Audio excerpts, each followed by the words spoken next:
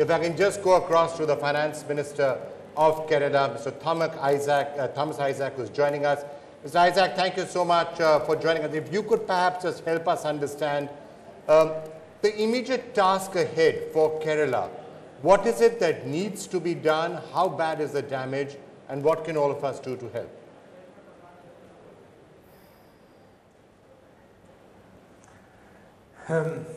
There are two types of damages. One is the loss of income.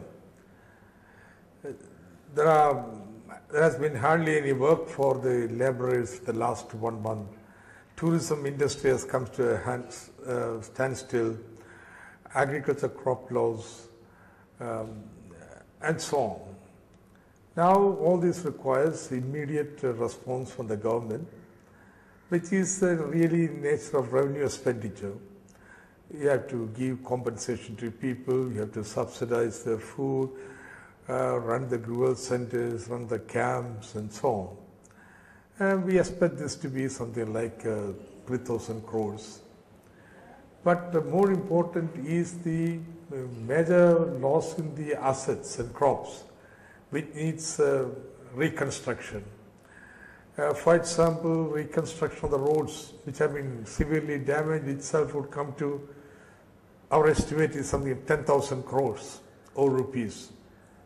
Then there is the flood ravaged Kuttanad. I mean, this is a 300 square kilometer area below the sea level, and it has to be reconstructed. Dikes have all been shattered, and now the people even now cannot go back there because you have to first dewater, for which the bunds have to be built, pumps have to be brought, and so on.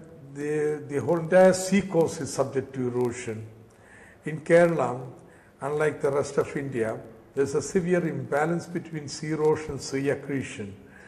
While around 70% of the sea coast faces severe sea erosion, only 20% there is 30% there is a sea accretion taking place. Therefore, the coastal protection assumes a very great significance. The present flash flood shows that despite all these dams, what has happened is that rains the next day come into the river, which shows serious ecological imbalances in the river basin. The water retention capacity of the river basins have been destroyed, and therefore there is no need for comprehensive river basin based planning. And then the whole Western Ghats, landslides, and so on. Yes, sir. So these activities, these sectors, the investment will require something, anything between 25,000 to, I don't know, 30,000 crores of rupees. Right, so obviously there's a lot. We are trying to put together a resource mobilization program to address this.